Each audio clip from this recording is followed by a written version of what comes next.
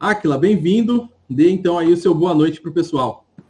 Boa noite a todo mundo, um prazer estar com vocês aqui para a gente discutir um tema que parece meio geek, mas na verdade eu acredito que é de relevância para todo mundo. Espero que seja um momento de proveito e de bênção também.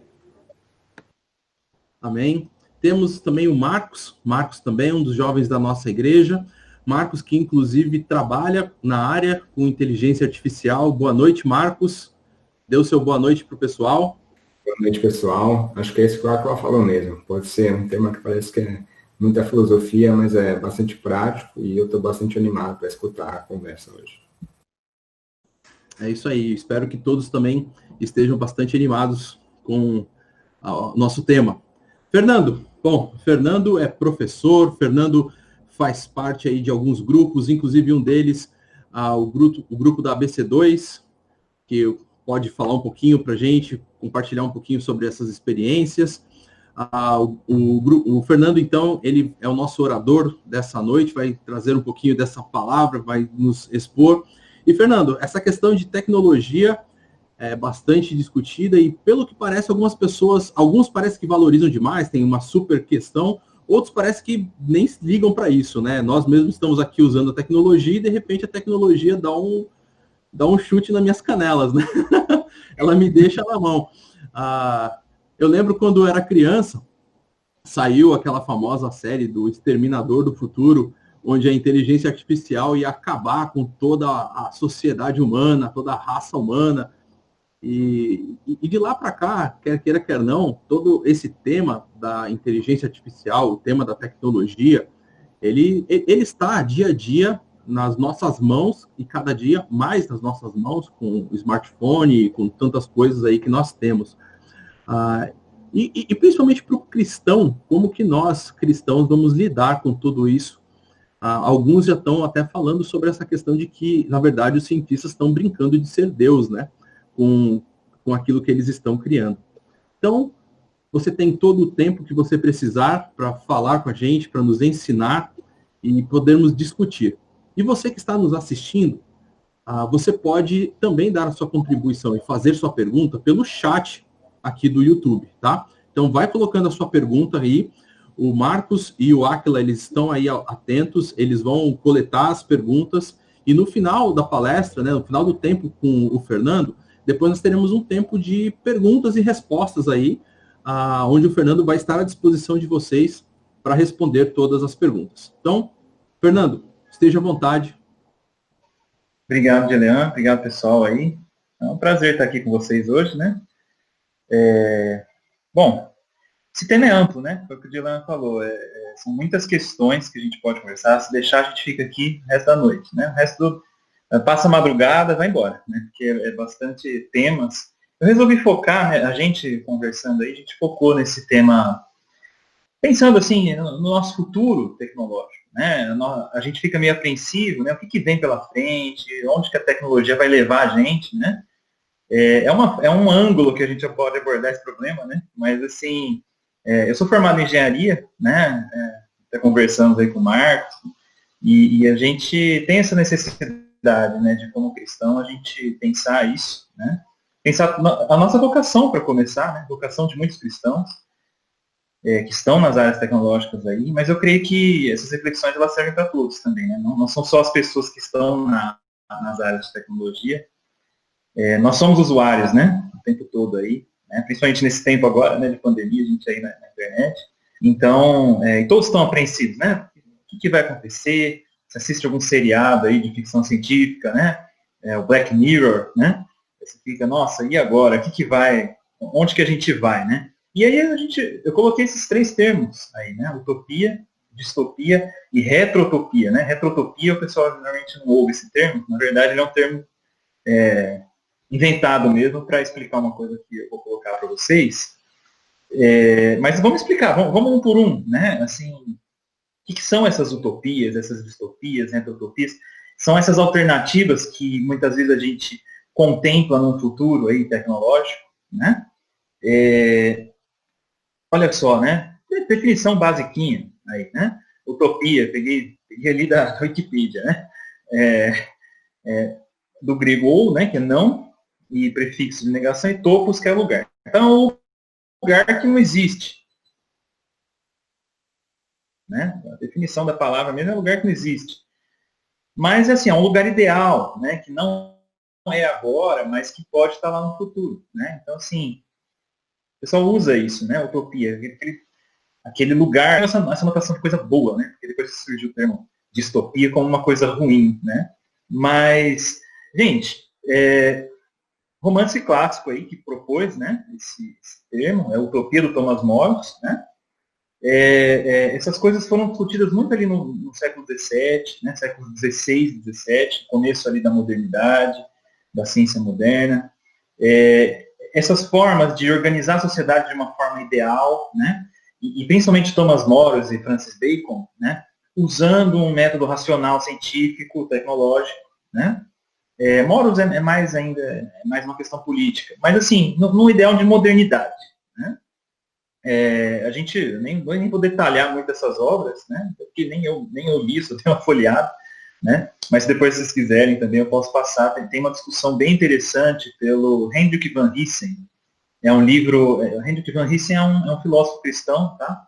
Tem um material dele aí na internet, gratuito, PDF. Ele tem um capítulo que ele discute todas as obras literárias de utopia, né?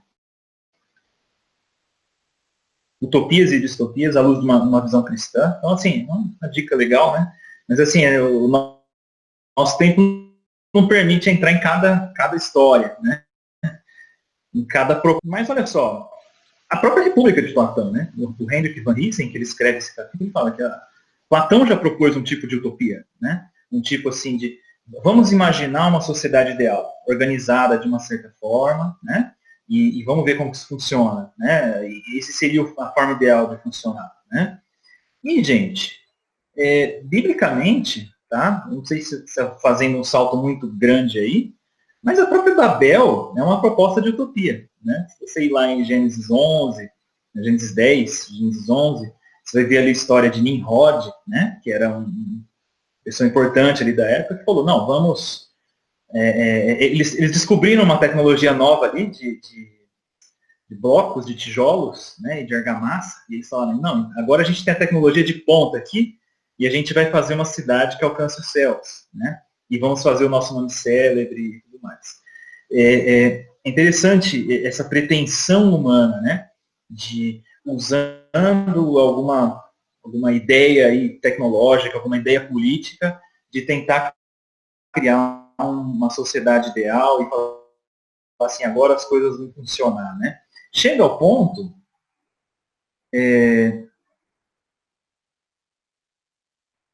tinha a tecnologia, o pessoal cristão que estuda, chamado Egbert Schirman, né? Schurman, né?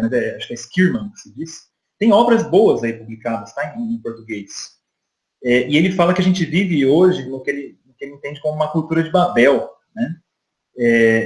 É o ser humano tentando, pelo seu próprio esforço, pela sua própria autonomia, né, perante Deus, e usando o método científico, usando o método tecnológico, de estabelecer uma sociedade ideal. E ele propõe esse termo tecnicismo. Né? Então ele fala que é a pretensão dos seres humanos, como senhores e mestres autodeclarados, usando o método técnico-científico de controle, para curvar toda a realidade à sua vontade, a fim de resolver todos os problemas, antigos e novos, e garantir o aumento da prosperidade material e o progresso. Gente, eu poderia citar vários exemplos aí, tá? Tem várias pessoas que a gente vê se manifestando dessa forma, né? De que a gente precisa de ciência, a gente precisa da tecnologia para resolver os problemas e conseguir a prosperidade material da nossa sociedade e alcançar a paz de alguma forma, né? Um dos caras aí mais conhecidos hoje, né, best-seller, você tem o Yuval Noah Harari, né, Homo Deus, né? É um cara bem lido aí hoje, ele tem uma visão bem, assim, otimista com relação ao futuro, né? Confiando nas capacidades do homem de conseguir esse progresso, né? De resolver as doenças, resolver tudo, né? E aí surgem vários movimentos, tá? Eu não sei quem já ouviu falar do transhumanismo, tá? Isso aí é muito discutido nas áreas de filosofia da tecnologia. Tá? Ele é abreviado aí com esse H+, tá? Tem esse símbolo aí. É um movimento sério, tá? Já tem algumas décadas que ele tem sido levado para frente, que ele visa transformar ou alterar a condição humana através de desenvolvimento de tecnologias amplamente disponíveis para aumentar consideravelmente as capacidades intelectuais, físicas, psicológicas, né? Então eu vou fazer várias inovações tecnológicas para alterar a natureza humana e um termo que se usa muito, uma expressão que se usa muito aí, é transcender, né? Então, assim, eu vou ser pós-humano, eu vou ser mais do que a natureza humana, né? O Julian Huxley, tá? Eu não lembro o parentesco dele com o Aldous Huxley, que a gente vai falar dele aí daqui a pouco. Mas é uma família bem influente ali na Inglaterra, né? Essas discussões, elas têm longa data, tá? E foi ele que propôs esse termo transhumanismo cristão aí, tá? Tolkien e Lewis, ali em Oxford, na época, eles participaram de alguns debates aí, tá? Lá na Universidade de Oxford, com relação a essa questão do aprimoramento humano, tá? Não sei quem já leu a trilogia cósmica do C.S. Lewis, né? Que é Além do Planeta Silencioso, Perelandra e Aquela Força Medonha. Ali no Aquela Força Medonha, ele discute algumas coisas aí, tá? Ele discute alguns temas, assim, eu lembro de ter não lembro todos os termos exatamente, mas tinha uma cabeça, né, que era colocada numa máquina e mantida viva, né? Então, ele discute alguns desses ideais, é um debate já de longa data, né? E eu costumo fazer uma classificação aí, gente, num espectro, tá? Entre as propostas transhumanistas, eu coloco um espectro, né? De um lado você tem propostas mais tecnológicas e de um outro propostas mais biológicas, né? Um espectro, biologia e tecnologia. Acho que vocês estão olhando aí, dá para entender mais ou menos o que eu quero dizer. Um tipo de proposta puramente biológica, por exemplo, seria manipulação genética, né? Um tipo de eugenia também, né? Então, você teve essas notícias aí do CRISPR-Cas9, né? No ano passado, aquele pesquisador da China, né? Que alterou o gene, fez ali uns experimentos, né? Seres humanos transgênicos, né? Eu não sou muito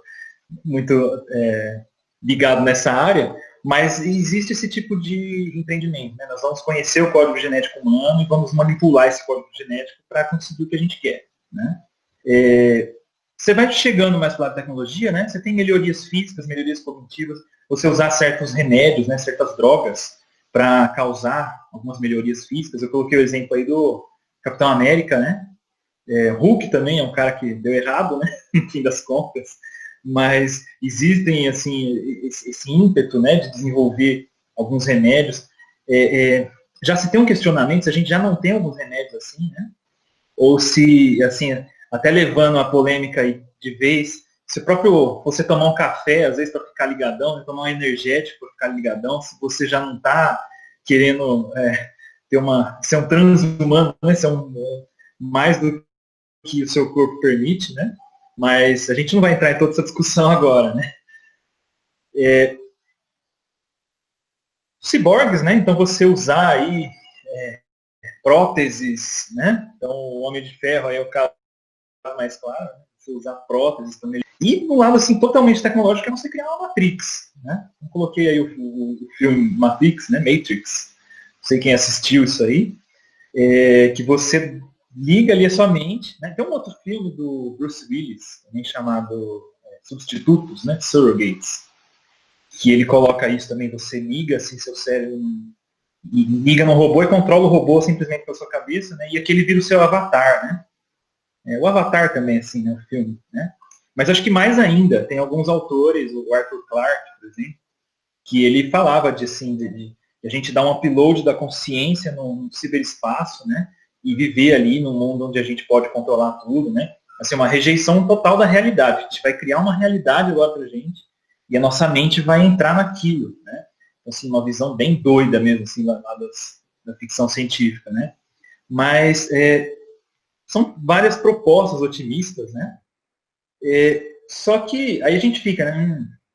Será? Né? E aí surge essa questão da distopia, né? É um termo que foi mais recente, né? Então alguns usam cacotopia também, ou anti-utopia, né? que é uma representação, descrição organizacional social cujo valor representa uma antítese da utopia, né? Então é uma utopia ruim, né? Black Mirror, né? Esses seriados aí que a gente assiste, a gente fala assim, o futuro vai ser brilhante, né? E a gente vê que vai ter vários problemas, né? Onde que a gente vai parar fazendo esses tipos de melhoria, né? O próprio Hulk, né? É um caso assim, o cara tentou fazer um negócio, deu errado, né? E aí deu uma catástrofe enorme, né? Os filmes de heróis exploram bastante isso. Duas clássicas, tá? Que até são bastante discutidas, né?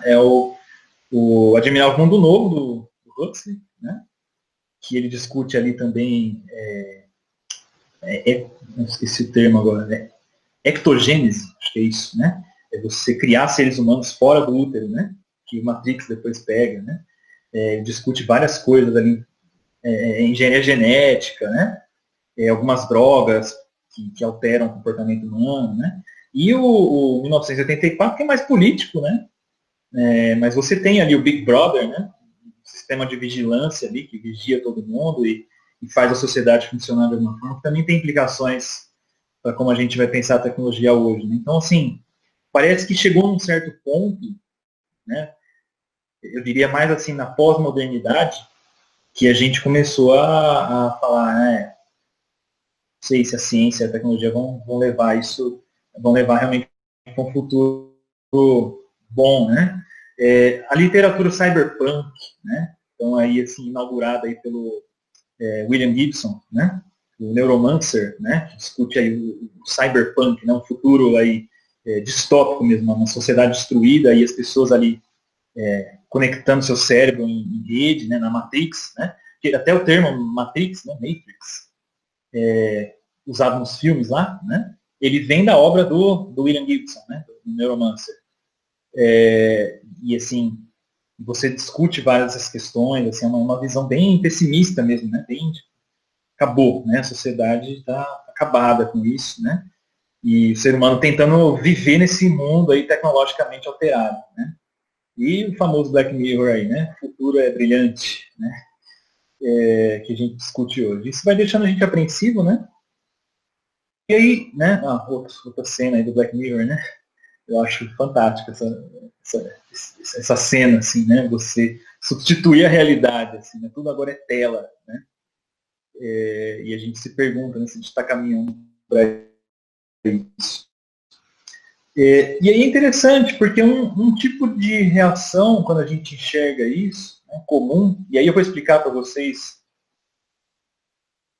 o que eu quero dizer com essa retrotopia, né? Esse termo ele foi proposto pelos sociais, né? E ele fala assim que nós deslocamos as esperanças de uma sociedade melhor no futuro, que ainda não foi, para um passado que não foi da forma como tentamos fazer crer, né? Então a gente quer um regresso à caverna, um regresso à tribo, um regresso ao jardim, né? Um retrotopia, o que é? A gente pensar numa sociedade ideal para o futuro que imite alguma coisa que já foi, a gente abandonou, né? Então é um tipo de nostalgia mesmo, né? Uma nostalgia tecnológica, uma nostalgia política. Alguns autores vão falar que até o reacionarismo, né? Ele é um tipo de retrotopia, né? Você querer voltar para um passado ideal, né? O romance clássico de retrotopia, eu poderia dizer, é o Dom Quixote, né? Que ele tenta recuperar ali a cultura, né, dos cavaleiros medievais num mundo que isso já não existe, né? E ele é tido por doido, né? Nesse momento. Assim. Então ele tem esse olho, essa nostalgia com o passado, né? E tenta recuperar isso, né? Mas a gente encontra essas reações. Você tem as feiras medievais, né? Muito aí na moda hoje acontecendo, né? Eu já conheci gente que o hobby era batalha medieval, né? Não sei se vocês já viram, isso existe. Eu acho legal, né? Interessante. Os caras vão com espada, assim, tem catapulta, né? E brinca lá de luta medieval, né? E aí, assim, e aí você vai entrando nesse mundo, né? Você vai jogando RPG, né? Entrando nos filmes, né? Você acaba gostando disso, né? Você fala assim, Deus Vult, né? Você quer voltar a esse passado ideal dos templários, né? E é interessante que até politicamente, né? Você encontra um tipo de retrotopia, né? Faça a América grande de novo, né? Assim, eu não quero entrar em nenhuma discussão política aí, mas é interessante, assim, chegamos num momento que não dá mais, a gente precisa voltar e refazer tudo, né? Então, assim, eu não sei quem já assistiu esse filme, tá? Into the Wild, né? Na Natureza Selvagem, também. É um rapaz, assim, que ele cansa, né, de tudo e ele sai da sociedade, assim, ele vai pro mato, né? Então, assim, às vezes dá essa vontade, né? Eu falo, dá vontade de, quando a gente vê os problemas da tecnologia, né? Não, vou criar uma sociedade agrária, rural, né? E vou viver a vida no campo, que essa vai ser a solução, né? E eu acho que existe um pouco de verdade nisso, né? Mas tomar cuidado, né? Será que essa é a solução cristã, né, que a gente vai ter? A gente precisa se perguntar isso bem, né? Porque olha só, isso tudo vai trazendo uma questão que eu falo que ela é o cerne da discussão, muitas vezes, da tecnologia hoje, tá? Que, olha só, às vezes eu vejo as pessoas, alguns argumentos, assim, de um lado as pessoas falando assim, não, quanto mais natural, né? Por exemplo, em comida, né? Então, a comida natural, né? Quanto mais natural, então, alimentação, né? Métodos de controle de natalidade de filhos, né? Para ter filhos naturais, tem que ser tudo natural, né? E do outro você fala, não, a gente, como ser humano, a gente é inteligente para melhorar as coisas, né? Para resolver esses problemas. Não precisa ficar preso ao natural, né? O artificial é bom, né? A gente resolveu muita coisa mexendo, né? E a gente fica nesse dilema, a gente não sabe muito como sair desse dilema, né? Às vezes parecem posições ali irredutíveis uma outra, né? E eu coloquei assim, como cristão, você tem até um correlato cristão, tá? Você pode interpretar isso de forma cristã e falar assim, olha, essa é a vontade de Deus, que seja tudo desse jeito como sempre foi. Só que, às vezes a gente pode falar assim, não, Deus ele quer usar as pessoas, quer usar os cientistas, quer usar os engenheiros para melhorar a situação, né? Porque Deus nos colocou nesse mundo também para desenvolver, né? Então, assim, aceita a vontade de Deus ou sob a vontade de Deus faz alguma coisa, né? Às vezes são argumentos assim, que a gente não consegue medir um contra o outro, achar uma saída entre os dois. São dois extremos que às vezes são meio simplistas, né? E aí, assim, a gente precisa se perguntar, como cristão, né? Como a nossa fé ela pode ajudar a gente a tentar começar a resolver esse dilema, né? Será que a gente busca alterar tudo e mudar tudo? Ou será que a gente mantém tudo do jeito como sempre foi? Vamos voltar ao Jardim do Éden, né?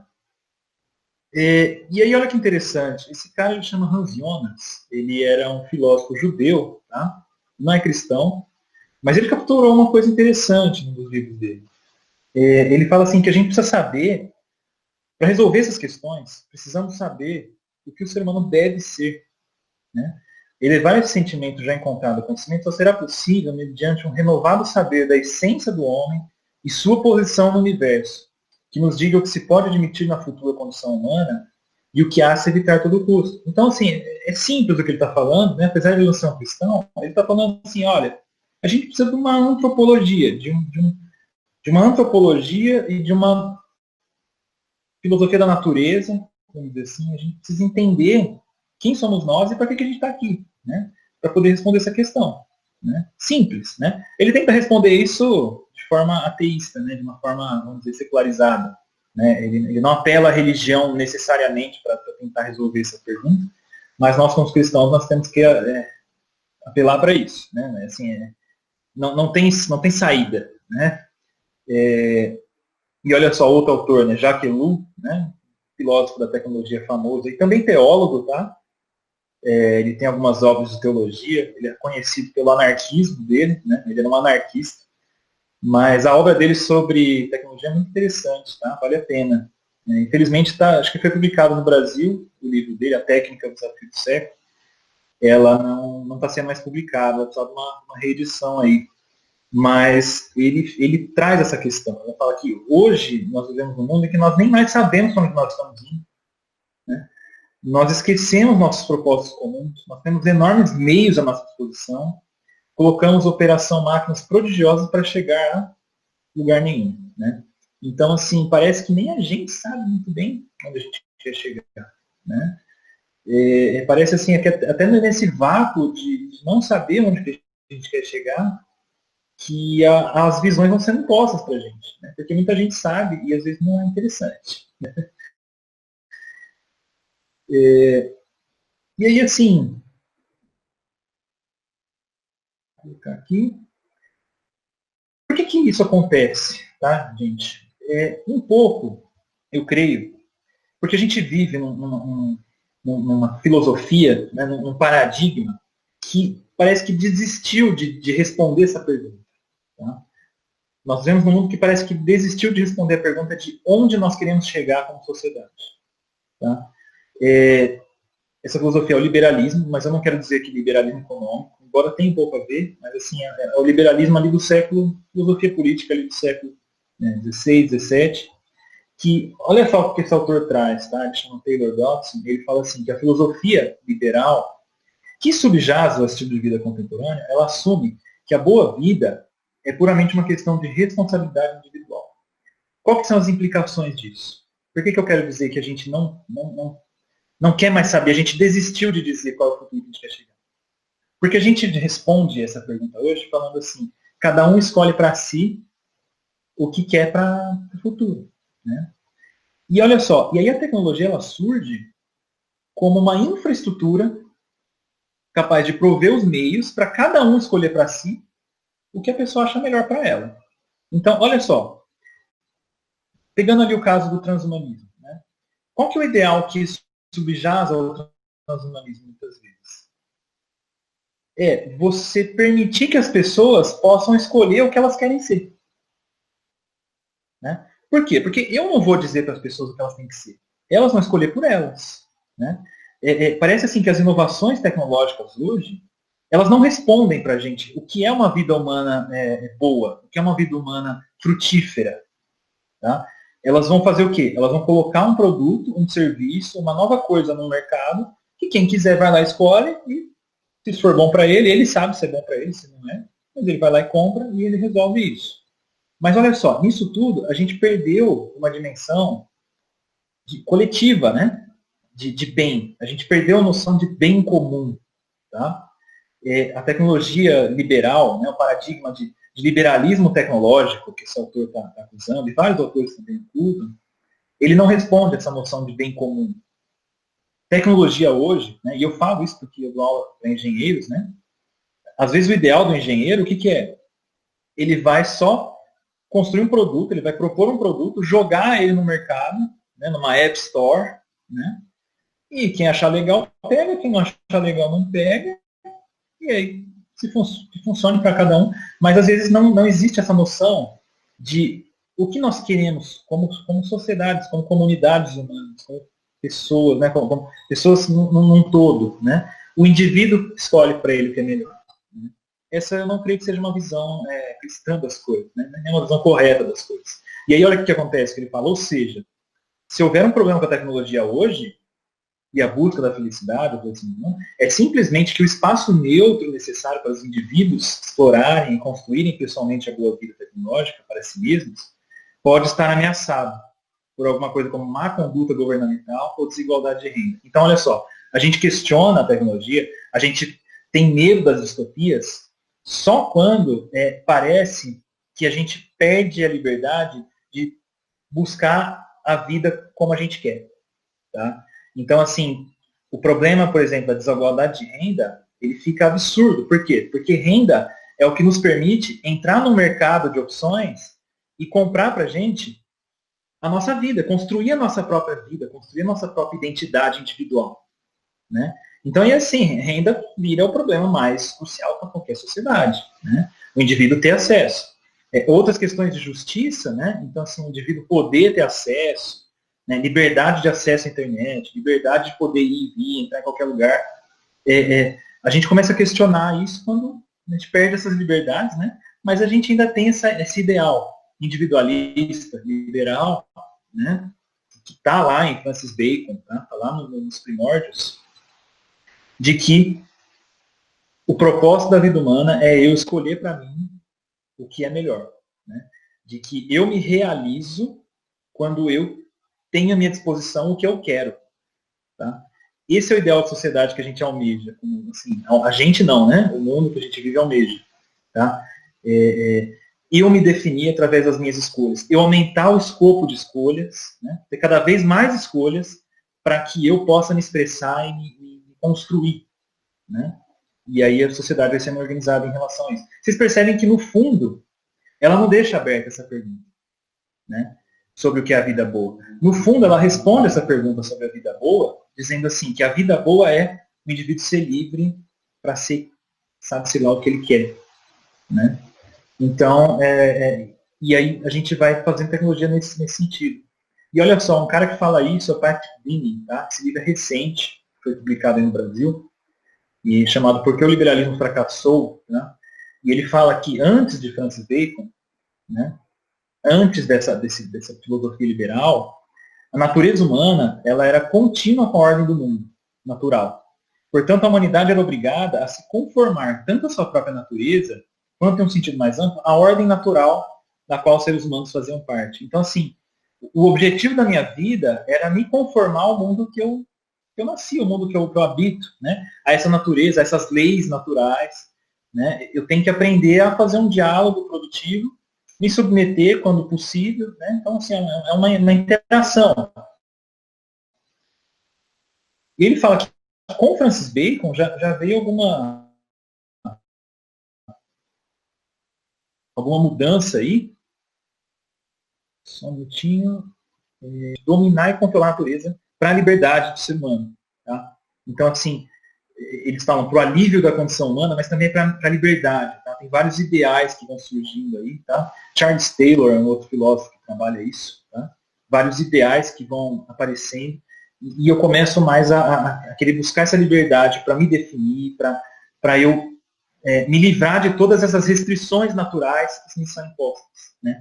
E é interessante que o Denning, esse Patrick Denning, ele fala que esse liberalismo, na área, vamos dizer, da direita política, ele se tornou mais uma questão de controle da natureza. Então, o que é isso? Nós vamos construir indústria e nós vamos produzir bens cada vez mais, produzir riqueza, para que as pessoas tenham mais riquezas e consigam alcançar a felicidade. Né?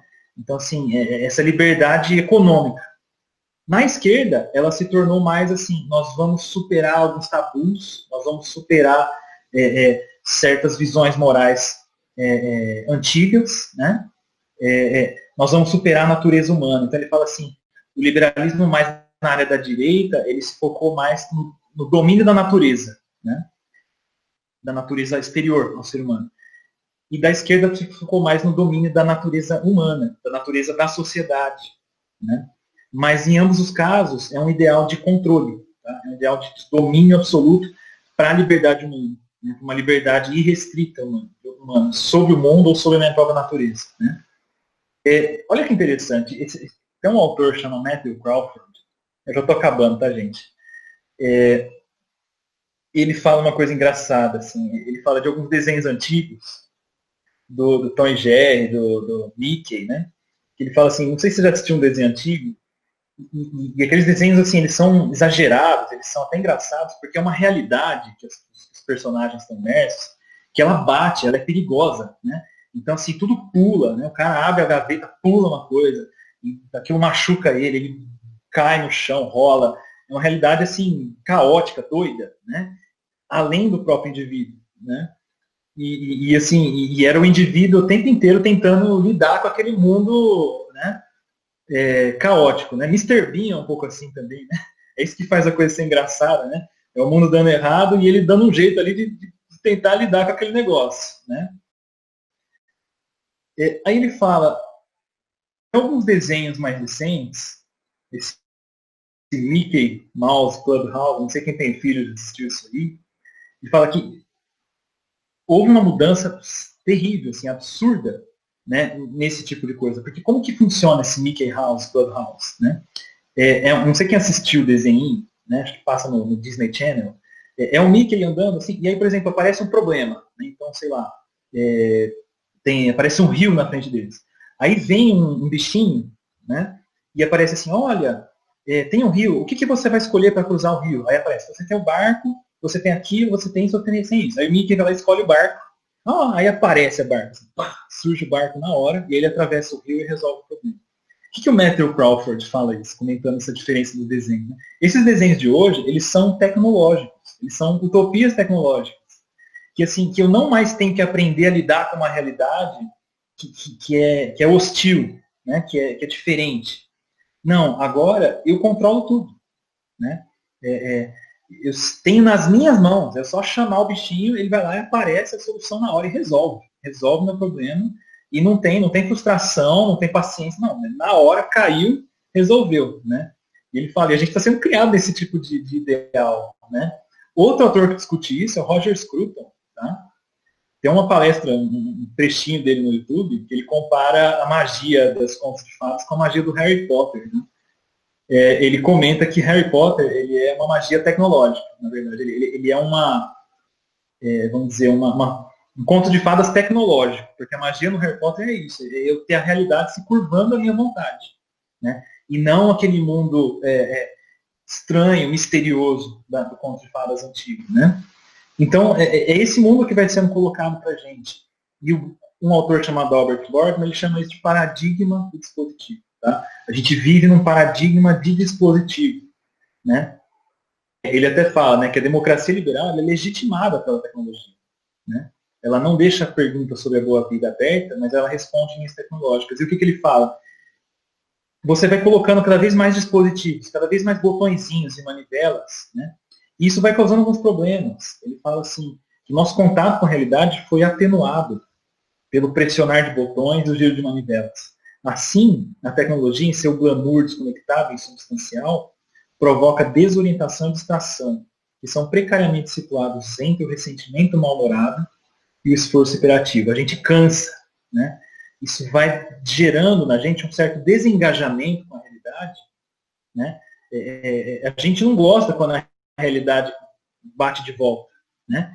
Mas é isso que dá, às vezes, sentido para a gente, né? É isso que faz a gente, como diz o Matthew Crawford, ver um mundo além da nossa mente, além da nossa cabeça, né?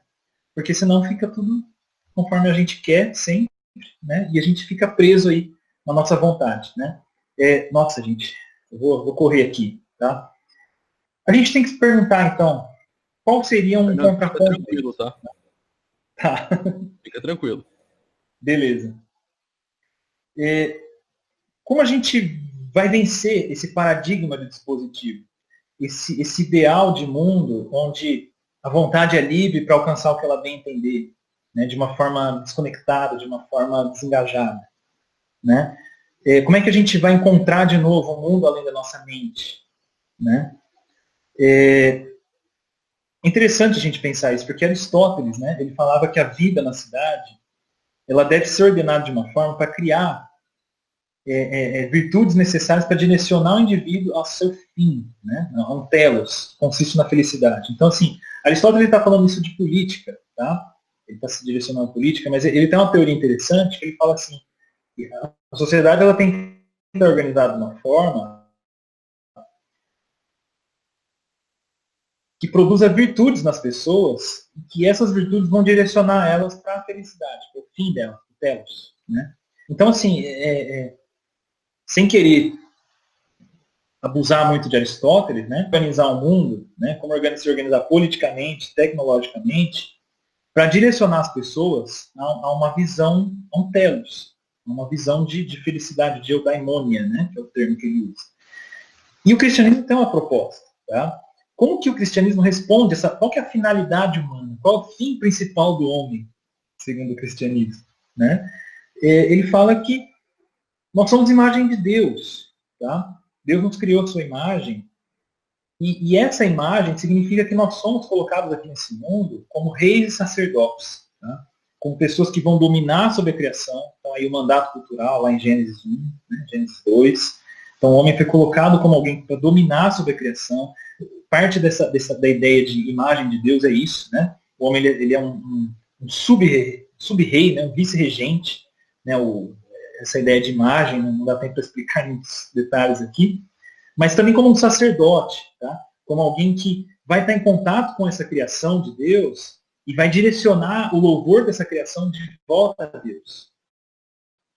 Tá? Eu coloquei um trecho aí do N.T. Wright, tá? Ele fala que essa vocação humana, ela consiste no seguinte: ser a interface entre Deus e o mundo, levando a ordem sábia e generosa dele até o mundo.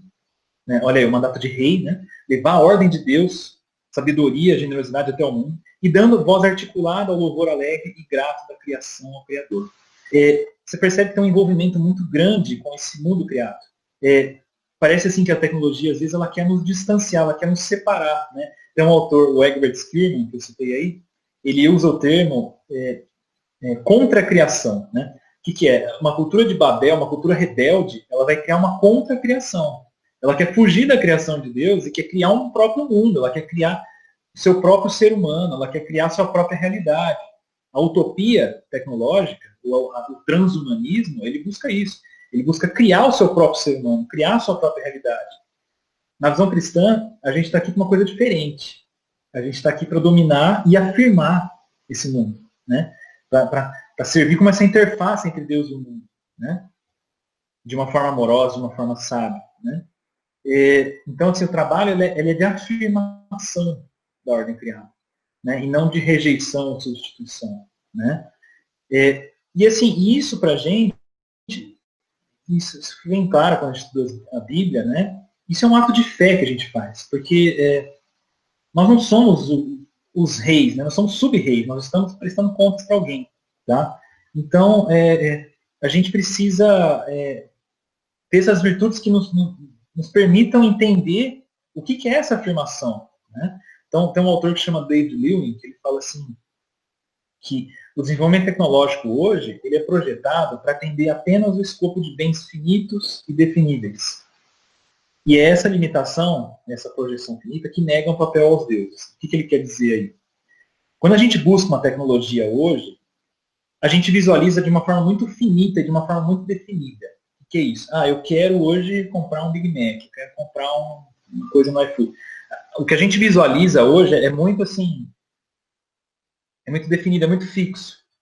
E aí ele fala que o que a gente precisa, olha só, apenas uma orientação teológica poderia fornecer uma abertura radical para um genuíno interesse último e ilimitado, ao introduzir uma habilidade construtivamente negativa, a capacidade de reconhecer onde nosso próprio entendimento ainda não chega e onde devemos reconhecer a nossa própria limitação. Quem está falando isso? A fé, a esperança e o amor, essas virtudes, elas fazem a gente parar um pouquinho e falar assim, olha, não vai ser necessariamente do jeito que eu quero agora. Não vai ser só bem isso que eu estou visualizando. Eu estou visualizando alguma coisa maior ali. Né, que eu não consigo definir muito bem, mas eu estou visualizando algo maior. E eu vou mirar para isso. Eu vou mirar nisso, que é indefinível ainda para mim. Né? Mas que essa virtude de fé, de esperança, de amor, ela me permite visualizar isso. Eu consigo fazer uma tecnologia com fé, eu consigo fazer uma tecnologia com esperança, eu consigo fazer uma tecnologia com amor, né, a Deus, amor ao próximo. Né? Consigo parar um pouquinho, parar de tentar resolver a minha vida por meio de tecnologia. Né?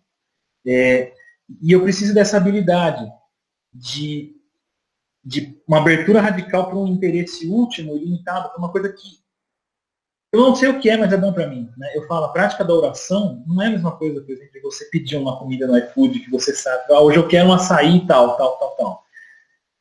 Você pede e você consegue. Está muito claro, assim, o seu desejo e a realização do desejo.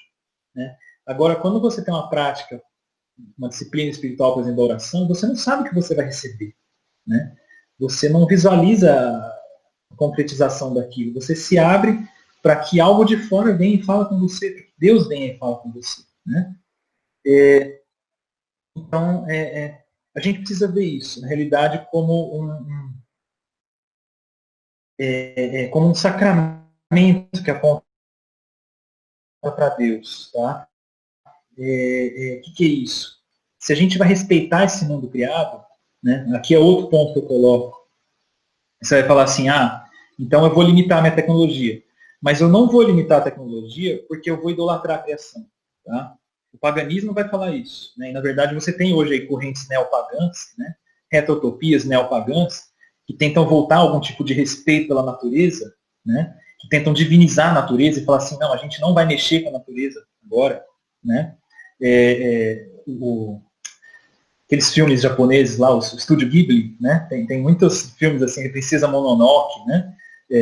Ponyo, tem alguns filmes, os japoneses trabalham muito isso, né? Você recuperar assim, quase que uma visão pagã da natureza mesmo, né? Contra a tecnologia, para você ter esse respeito pela natureza. Gente, como cristãos, a gente não vai respeitar essa criação porque ela é divina, né? Como o paganismo, como o próprio Heidegger, um filósofo, tenta colocar. A gente vai respeitar porque ela é um mistério que vai apontar para a glória divina. Porque ela manifesta Deus, né? Os céus declaram a glória de Deus.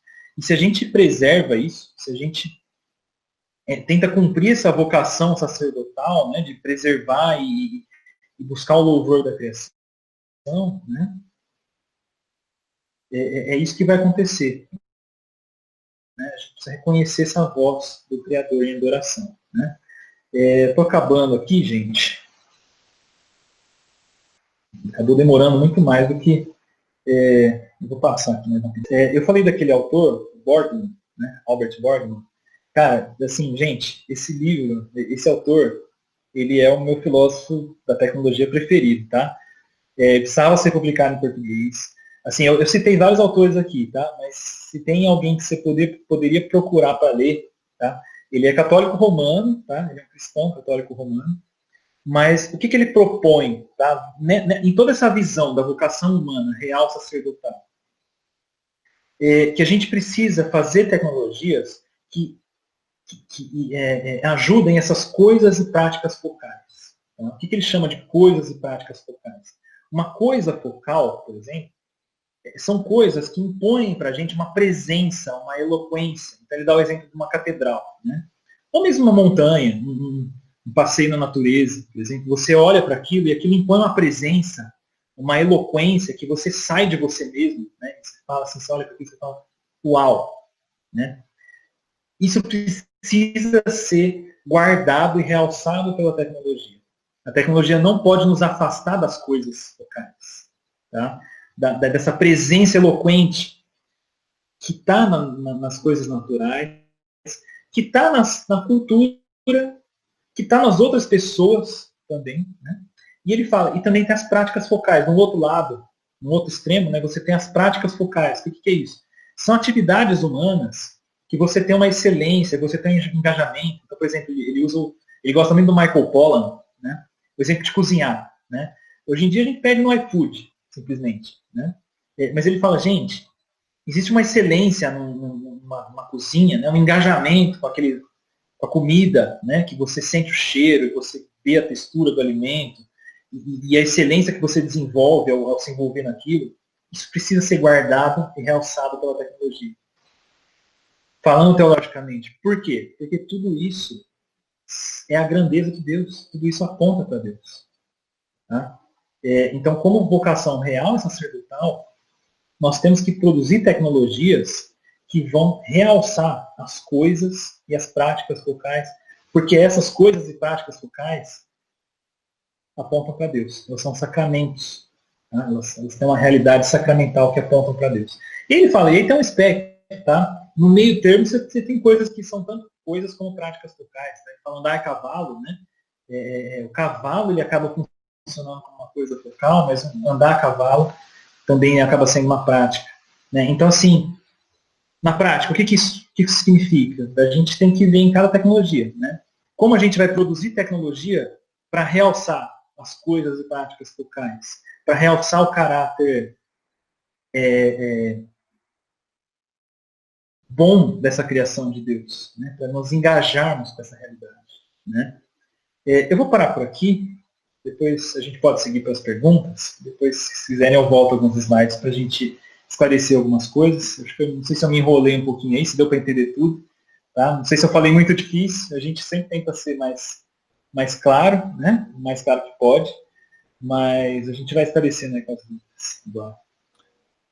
Fernando, foi muito bom, e eu posso dizer que assim, os comentários que nós temos aqui não corre que o tema está interessante, está muito legal, está de boa, não tem pressa, então assim, fique tranquilo que o pessoal tá com a gente aqui, está curtindo. Bom, legal. Vou passar então agora a palavra para o Áquila e para o Marcos, eles vão nos dirigir nesse segundo período agora, que é a parte de perguntas, e eu sei que eles têm já algumas perguntas aí para fazer para vocês. Então, Marcos... Beleza. A gente deixou algumas perguntas preparadas, mas eu vi aqui que o Edson já deixou uma, então eu vou começar por essa. Ele falou assim, boa noite, Fernando, e aí ele pergunta, o que você acha que o liberalismo tecnológico pode levar ao totalitarismo da inteligência artificial a um ponto dessa suplantar a inteligência humana? Tá. Essa é uma pergunta ampla aí, né? Sobre inteligência artificial, né? Até que ponto a gente vai chegar? Deixa eu só pensar, eu não sei se eu entendi bem como é que o liberalismo se liga a essa questão da inteligência artificial. Teria que pensar bem como esse meu conceito que eu falei de liberalismo tecnológico, né? Ele se liga à inteligência artificial. Olha só, por que a gente às vezes desenvolve inteligência artificial, né? Para ela tomar decisões para a gente sem a gente precisar se engajar. Né? Então, assim, você não precisa botar uma pessoa para tomar as decisões. Né? Então, assim, a gente automatiza essa tomada de decisão. Né? E aí a gente consegue um tipo de engajamento. Porque se a gente quer ser livre, né? Se a gente quer se libertar das amarras da realidade, a gente bota um robozinho lá para fazer isso automaticamente para a gente. Né? Não só isso, tá? Não só a questão da automação, mas também para dar uma decisão segura para a gente. Né? Então, assim, muitas vezes se usa a inteligência artificial não só porque a gente é preguiçoso, né? Mas também porque a gente quer ter uma forma objetiva de tomar decisões boas. Né? Como se fosse um oráculo. Né? Então, por quê? Porque às vezes a nossa inteligência ela é limitada. Né? Assim, na inteligência artificial a gente consegue jogar um monte de dado ali, né? Big Data, né? E processar aquele monte de dados de uma forma automática. Né? A inteligência artificial aí já ganhou do campeão mundial de xadrez. Né? Só que é interessante isso, né? Porque aí a gente vai se perguntando se isso vai levar a um totalitarismo. Né? Superar a inteligência humana, isso é interessante. Tem o Ray Kurzweil, né? Ele fala da singularidade. Né? Vai chegar um ponto em que a inteligência artificial a gente vai superar. A gente precisa entender bem o que é essa superação. Tá? Vamos pensar assim, como é que eu abordo isso? Quem sabe uma abordagem pode ser da inteligência artificial geral, né? Aquela inteligência que ela não é especializada, talvez, em uma tarefa específica, mas ela consegue realmente generalizar a resolução dos problemas e transitar entre domínios, né? Sim, sim. Eu acho que o medo que a gente tem muito, né, é da gente perder o controle, né? Então, assim, por exemplo, eu já tratei de já lidei quando eu dou aula lá na UFO, né, na universidade, você tem muitos algoritmos de IA hoje para tomar decisão médica, né? E aí, assim, a gente tem medo a que ponto a gente vai confiar nas decisões que a IA colocou. Então, assim, por exemplo, já tem hoje algoritmos que vão prever, por exemplo, se o paciente tem grandes chances de morrer, sabe? E aí a gente teme que, assim, esse tipo de coisa, os médicos vão começar a confiar demais, né?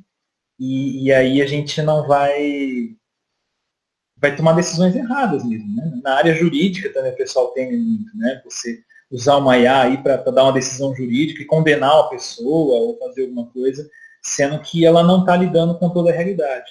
E é isso que é interessante, porque olha só, toda IA, ela funciona com dados. Tá? Você tem que entrar com dados, você tem que entrar com experimentos, né? Com informações. E, gente, informação é um congelamento da realidade. Ela não diz tudo sobre a realidade. Né? Os dados, eles não são todo abrangentes, eles não são brutos. Então, assim, existe muito viés, tá? Na forma como a gente vai entrar esses dados. Né? Na área médica, então, eu falo, uma doença, a gente vê, né? Muitas vezes, assim, você tem toda a biografia da pessoa, você não consegue representar tudo com dado e jogar no algoritmo e fazer aquilo. Né? Você precisa de um contato humano, né? Um contato pessoal, para tentar raciocinar sobre aquilo, né? De uma forma que dados, que você simplesmente alimentar vários dados e botar sensor e botar coisa para coletar dados o tempo inteiro, eles vão ser visões parciais. Então, assim, é muito perigoso isso. Né? A gente precisa dar um jeito de, eu acho, né? de limitar esse tipo de inteligência que usa só dados, porque é um paradigma de ciência moderna, né? De experimento. Você só alimenta com registros, com informações, com dados, para tomar decisão. Sendo que existem outras formas de inteligência humana que não se baseiam só em dados. O problema da inteligência artificial é que ela usa um modelo de inteligência humana reducionista, porque ele entende o quê? O que é inteligência? É você coletar um monte de informação, processar e cuspir um resultado. Inteligência é mais do que isso. Tá? E aí eu quero colocar a dica para vocês. Existe um autor chamado Hubert Dreyfus. Tá? Ele escreveu na década de 60 um livro clássico aí na área de IA, que se chama What Computers Can't Do. O que computadores não podem fazer. Tá? Esse livro foi clássico, ele foi muito polêmico, muito discutido na área. E ele falou assim, gente, a inteligência artificial que vocês estão falando é um tipo específico de inteligência que não resume toda a inteligência humana. Foi o ponto dele. E ele falou, e por causa disso, tem coisas na IA que vocês não vão conseguir fazer. Porque, no sentido assim, de copiar seres humanos. A inteligência não vai copiar seres humanos nesse paradigma de IA que vocês têm, porque é uma inteligência diferente. Que inteligência diferente é essa? Ele apelou para a questão do corpo. Né? Então ele pegou a filosofia de Merleau-Ponty, tá?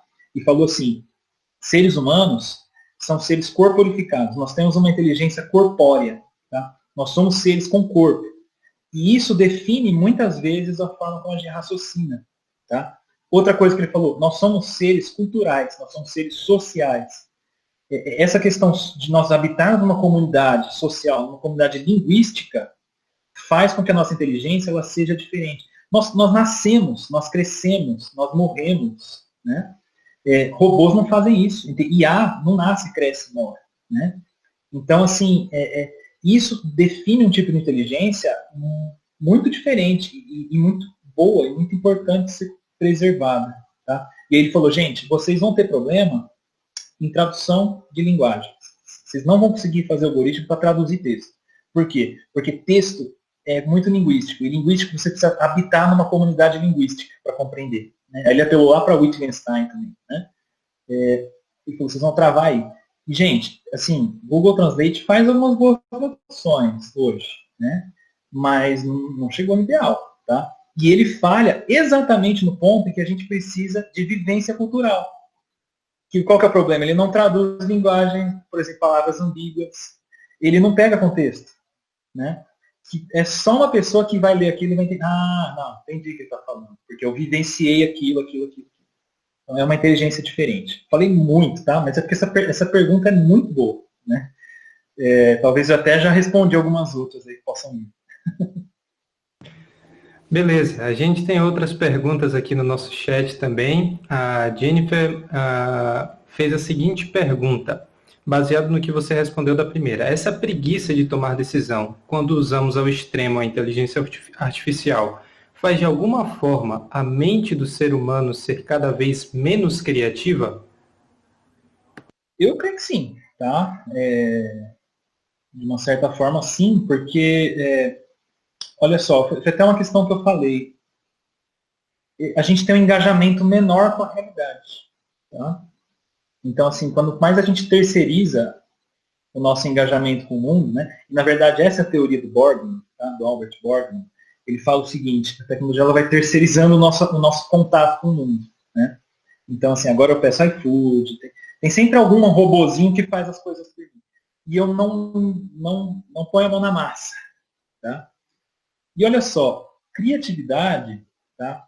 Eu não acho que seja você simplesmente ter uma ideia. Assim, a criatividade ela é uma coisa muito pé no chão. A pessoa que ela tem grandes ideias, ela está sempre muito envolvida com as coisas. Né? Um artista, um músico que tem uma grande ideia, ele não acorda assim no dia, vou compor uma música. Ele está muito envolvido, ele ouve muito tipo de música, ele tem um contato com toda uma tradição de prática. Né? Ele está em contato com a sociedade, ele está em contato com a realidade. E é daí que vem a criatividade dele, é aí que vem a imaginação dele. Né? Se a gente sai da realidade e fica vendo só o que a gente quer o tempo inteiro, conversando com só as pessoas que a gente quer, né? Só no joguinho que a gente gosta, né? Se o mundo é só o que a gente deseja, se não tem mundo além da nossa mente, da nossa cabeça, não tem como ter criatividade, porque não tem como vir a inspiração, né?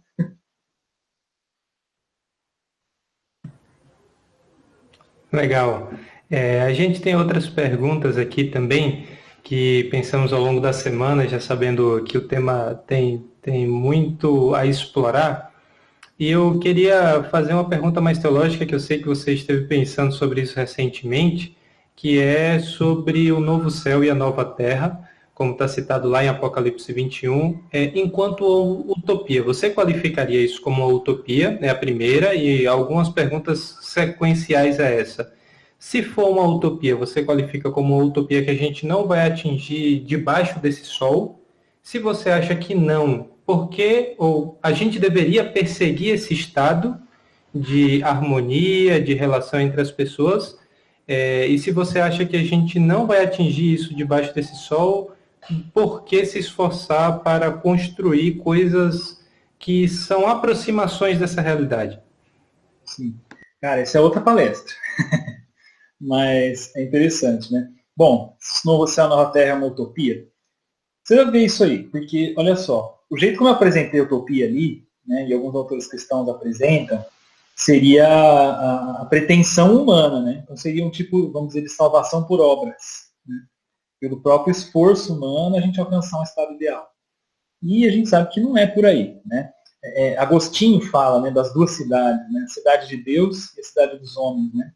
A cidade do homem que ela é construída conforme a pecado do coração humano, né? O amor distorcido que o pecado coloca e constrói uma cidade que quer fugir de Deus, né? Então, assim, nesse sentido é claro que não é, né? Agora, assim, será que a gente pode alcançar? Será que a gente pode visualizar o que seria um modelo ideal, né?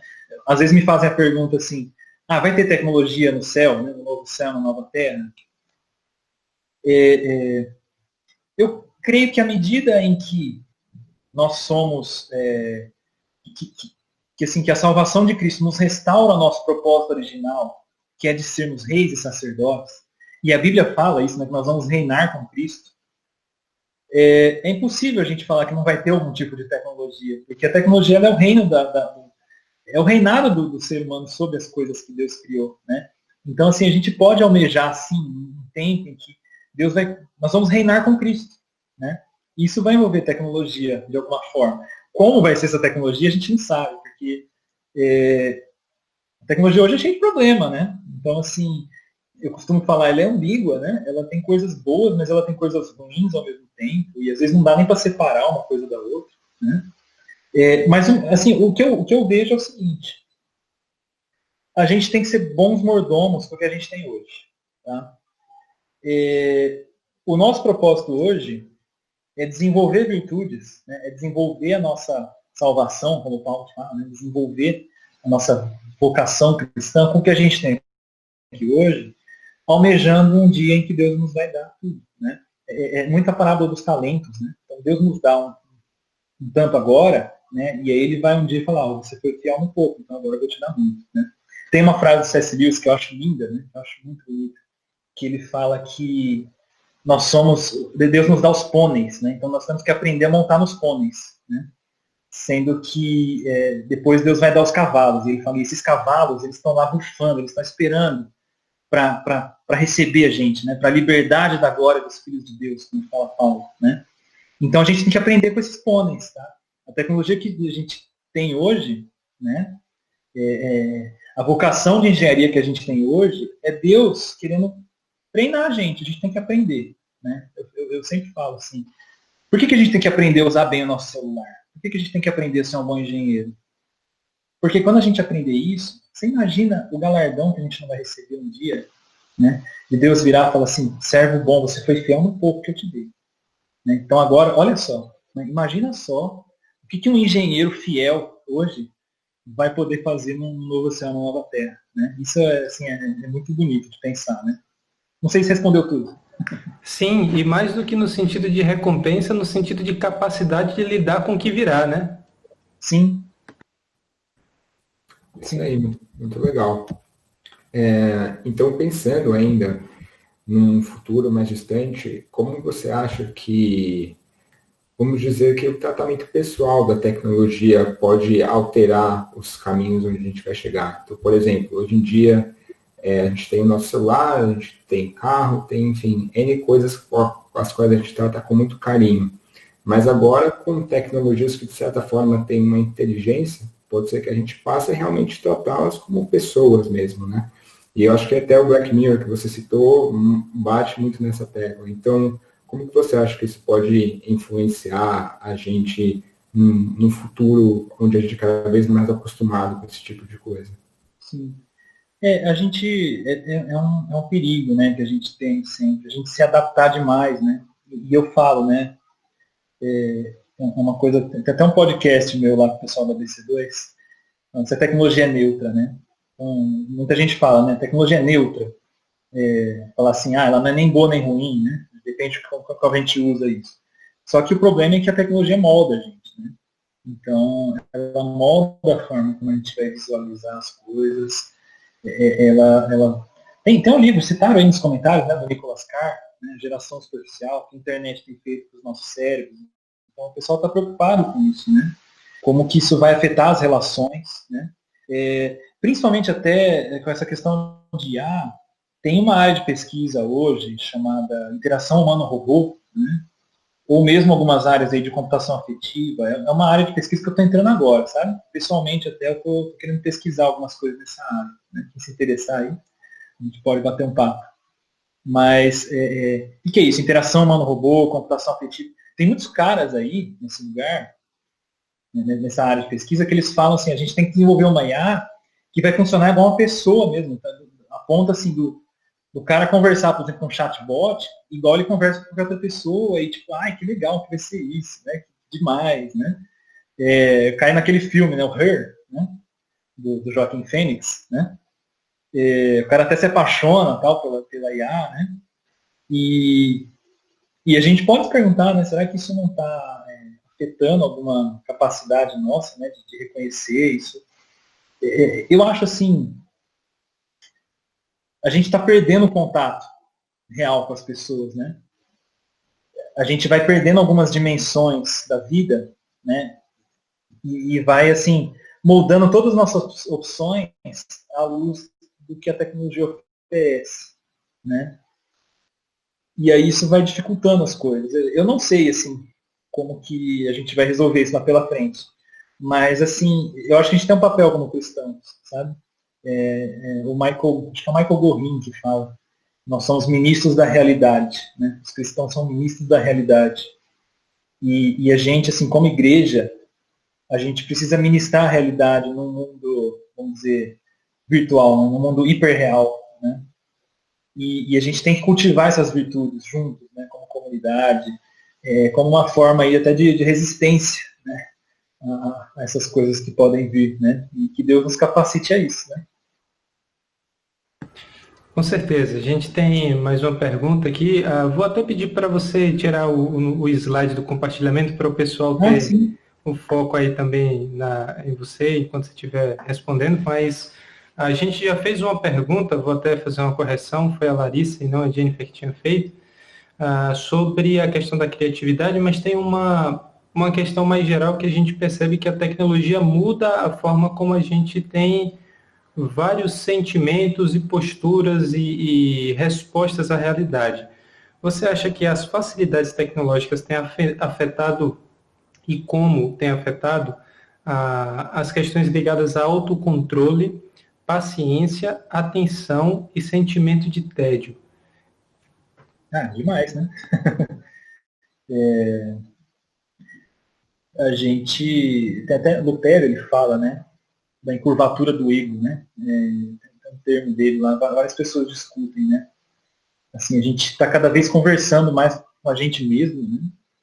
E isso vai deixando a gente cada vez mais autocentrado, né? Eu fico pensando em formas de contrabalancear isso, né? Formas da gente buscar mais paciência, né? Mais atenção às coisas, né? Porque a gente fica ali multitarefa, não presta atenção no que precisa, né? Eu acho até, para começar, né? É uma atitude de entrega, né? Uma atitude de sábado, né? Algumas disciplinas espirituais cristãs, elas falam isso, né? Você desligar um pouco essa sobrecarga de coisas, né? De informação. Então, alguns autores falam de você fazer um jejum tecnológico, né? Para tentar recuperar melhor essa atentividade. O silêncio, né? A gente não tem aprendido mais a ficar em silêncio, né?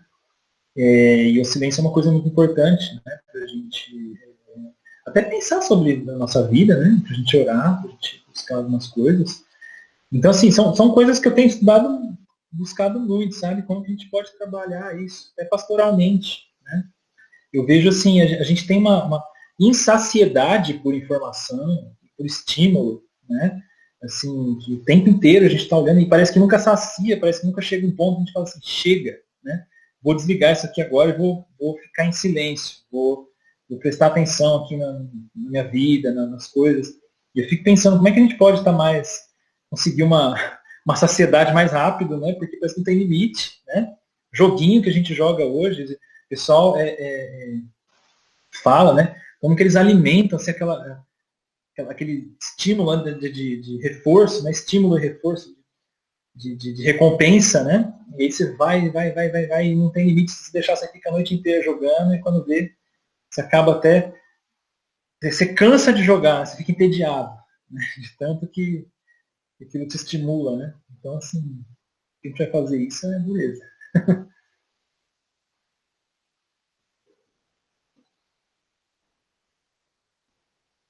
Beleza. Então, acho que tem aqui mais uma pergunta no chat, que é do Kleber, e ele está perguntando se você acha se com a tecnologia que a gente tem hoje, vai ser possível fazer um clone humano. Tá. Bom, eu não sou da área de genética e de biotecnologia, né?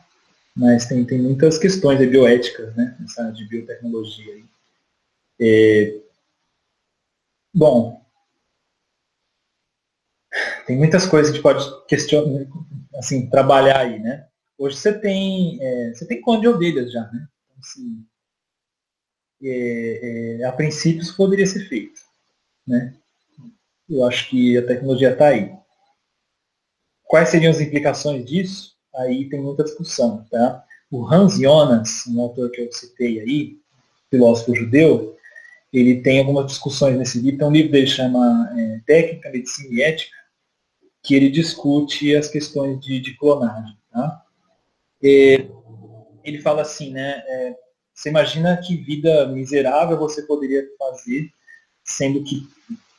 Você imagina, né, um clone do Einstein, né? Tem a novela lá, né? A novela antiga, quando eu era pequeno, teve o clone, né? Ela trabalhou algumas questões disso também. Você imagina você fazer um clone de uma pessoa e a pressão que o mundo iria colocar para que ela fosse algo, né? Para que ela seja igual ao Einstein. Sendo que muitas vezes o que as pessoas se tornam não está só na genética delas, né? Tá no crescimento, no ambiente material que elas crescem, todo o contexto, né? Então, assim, a gente tem que se perguntar por que a gente quereria fazer um clone, tá? E aí, assim, e aí que a questão pega, porque existe um certo elemento de dádiva, de surpresa em cada vida humana, tá? E aí até levando para a área de edição genética, tá? De você, por exemplo, editar os genes do seu filho para você, sei lá, quer ter um filho loiro, de olho azul, aí você edita o gene, seu filho nasce assim. Será que vale a pena a gente ficar definindo tudo sobre como as pessoas serão, né? Sendo que a gente deveria, às vezes, aceitar que a vida e que as características humanas, elas são uma dádiva de Deus, elas são coisas boas, elas são surpresas, né? Assim, a gente tem um filho, a gente não sabe como que ele vai ser, né? Eu lembro quando minha esposa estava grávida, eu falei, nossa, será que ele vai ser loirinho? Será que ele vai ser assim? Será que vai ser assim? Né? E é tão bom, né? Que tem esse horizonte aberto, né? Que só Deus conhece, né? E esse horizonte aberto de surpresa, de dádiva, né? Receber as coisas como dádiva. Quem usa esse termo dádiva é o Michael Sandel. Então o livro chama Contra a Perfeição. Tá? Ele não é um cristão, mas ele usa a linguagem de dádiva. A gente precisa aprender a receber as coisas como dádivas. Né? em vez de tentar mexer em tudo, né? Então aí eu acho que é uma questão que a gente precisa colocar para essas áreas de clonagem, de edição genética. Legal, Fernando. A gente vai caminhar para o fim agora. A gente agradece a participação já das perguntas em especial, mas o último pedido que a gente faz é que você citou um monte de filósofo, um monte de teologia também. Talvez escolher um teólogo e um filósofo para dar um norte para quem quiser ler e pensar mais sobre o assunto seria bem legal. Se quiser escrever ou no chat ou colocar na tela, que eu tenho uns nomes meio estranhos que você citou que vai ficar difícil de entender. Então, o difícil, assim, algumas coisas elas não estão em português, né? Albert Borgman é um cara, assim, que todo mundo que quer trabalhar a tecnologia, ele é um filósofo, tá? Vou escrever aqui, Albert, mandar lá no chat, Borgman, tá? Procurem as obras dele em inglês, quem souber ler inglês, tá? Ele é um filósofo crucial aí. Agora, assim, na área de teologia, você tem obras bem acadêmicas sobre teologia. Tem um cara chamado Brent Waters, até está no slide lá, que eu acabei nem falando desse livro, porque corri com o tempo, mas ele trabalha essas questões de transhumanismo, tá? Vou colocar aqui, mas ele também não tem português, né? Mas falando assim como um teólogo, né? Agora, assim, em português, né? E às vezes assim algumas coisas mais fáceis, né? Mais assim tranquilas de ler, mais introdutórias, tá? A editora Monergismo tem publicado algumas coisas do Egbert Stierman, tá? Não só a editora Monergismo, também a Ultimato, naquela série da ABC2, Ciência e Fé, tá? Ele tem as obras do Egbert Stierman, tem Fé, Esperança e Tecnologia, e tem Cristãos em Babel, né? Tem mais algumas aí, tem uma editora, uma outra editora aí não muito conhecida, né? P&B Publicações, que está publicando as obras do Egbert Stierman em português, e ele é um autor bem introdutório, assim, para quem quiser estudar sobre tecnologia. Tá? Eu creio que seja mais isso, né? Depois eu teria que ver as coisas que eu citei aí no decorrer do texto, mas se vocês tiverem dúvida, tá, gente, podem entrar em contato comigo, eu aponto algumas coisas interessantes de ver. Tem várias pessoas aí no Brasil trabalhando isso também, tá? Eu posso indicar. Bom, talvez possa falar um pouquinho da ABC2. Se quiser falar, ou deixar, de repente, a recomendação. E ali tem um pessoal falando sobre o assunto, compartilhando, inclusive até chegamos até você por um artigo que você publicou no site da ABC2, né? E um artigo muito bom, e que aí, ao lermos, entramos em contato com a ABC2, quero deixar até aqui publicado o nosso agradecimento ao pessoal da ABC2 que passou o teu contato para a gente. E aí, então, eles fazem, né, eles fazem alguns encontros e tem vários vídeos no YouTube também, do canal deles, sobre o assunto de tecnologia. Então, se você quiser até falar um pouquinho sobre a ABC2. A gente faz parte da Associação Brasileira de Cristãos na Ciência, né? Esse é o quadrado. Se quiser entrar no site depois, né? A gente é uma associação de cristãos, né? Evangélicos, e a gente trabalha nessa interface, né? Nessa ponte entre o mundo da fé e o mundo da ciência e o mundo da tecnologia, né? E outras áreas acadêmicas também. A gente tem uma área de humanidades, né?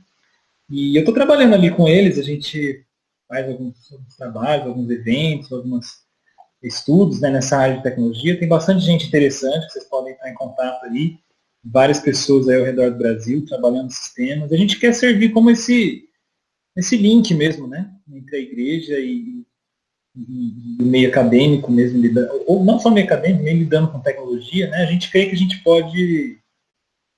tem muito ganho, né, assim, de comunhão, né, de testemunho cristão que a gente pode dar, trabalhando esses temas juntos, né, vendo que assim, a tecnologia tem implicações sérias para a nossa fé, né, e a nossa fé pode fazer uma boa contribuição lá. Né. A gente tem os grupos locais também, né, eu sou líder do grupo local de Uberlândia, né, dou aula lá em Uberlândia, mas quem se interessar também tem aí em outras cidades, tem em São Paulo, tem no Brasil inteiro, você pode procurar no site, são os grupos onde a gente faz algumas reuniões ali e vai trabalhando esses temas, né? É isso. Obrigado, muito obrigado mesmo, Fernando. Foi muito bacana ter você com a gente. Obrigado, Áquila. Obrigado, Marcos.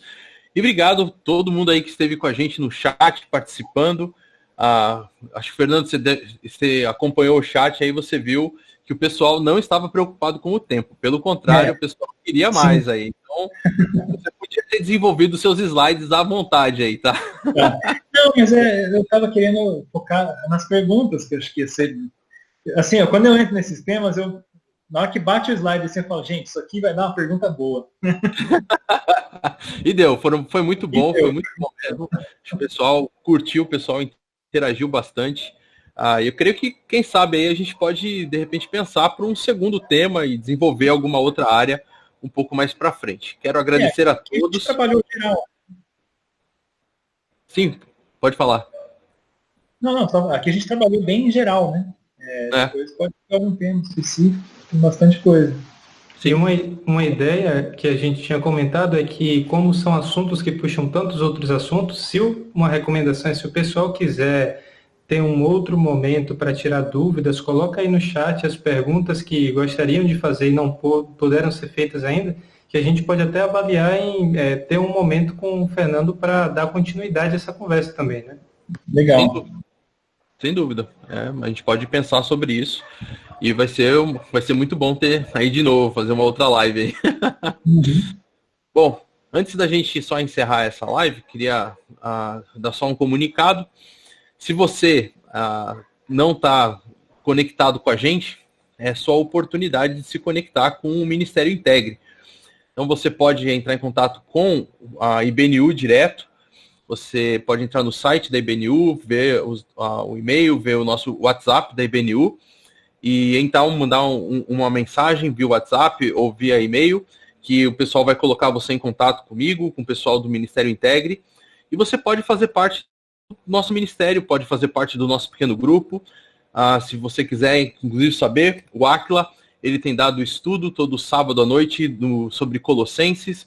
O estudo tem sido muito bom, tem um bom grupo de jovens aí se reunindo todo sábado para assistir esse estudo. O estudo tem sido, obviamente, por enquanto, durante esse tempo de quarentena, todo online. Então você pode receber o nosso link e participar desse estudo, desse nosso geek, como nós chamamos, né? Os nossos grupos, nossos pequenos grupos. E você vai ser muito bem-vindo a participar conosco do Ministério Integre. Então, se você tem vontade de participar junto conosco do Ministério Integre e receber, não só participar da live, mas participar conosco de todas as atividades e ser parte desse ministério, saiba que você é muito bem-vindo, tá? Vamos orar e terminar então essa live, agradecendo a Deus por esse tempo especial, agradecendo por tudo aquilo pelo Fernando, pela a bênção que ele foi pra gente, por todo esse conhecimento que ele nos passou. Áquila, muito obrigado. Marcos também, muito obrigado. Vamos orar? Senhor, obrigado por essa live tão gostosa, por tudo que pudemos aprender e refletir. E com certeza, todos nós que estivemos aqui online temos muito para refletir. Muito mesmo para pensar sobre a nossa vida e tudo aquilo que temos feito e queremos fazer aqui na Terra. Tudo que estamos fazendo, qual a nossa função aqui, Pai. Muito obrigado, Pai, pela vida do Fernando. Abençoa ele, a família dele, o trabalho, o ministério dele ali em Uberlândia, que o Senhor realmente o cubra de bênçãos de uma forma muito especial. Também o Áquila e a Isa, sua esposa, abençoa a vida deles, abençoa o Marcos, a família dele, o namoro dele, que o Senhor abençoe toda a vida dele, o trabalho dele, que o Senhor traga recompensas à vida de cada um de nós. Também abençoe a todos esses que estão nos ouvindo, que a tua mão possa proteger e cuidar de cada um de nós em todo momento. É o que eu te peço em nome de Jesus. Amém. É isso aí. Obrigado, pessoal. Deus abençoe a cada um de vocês. Valeu, gente. Valeu. Valeu. Até mais. Até a próxima. Até.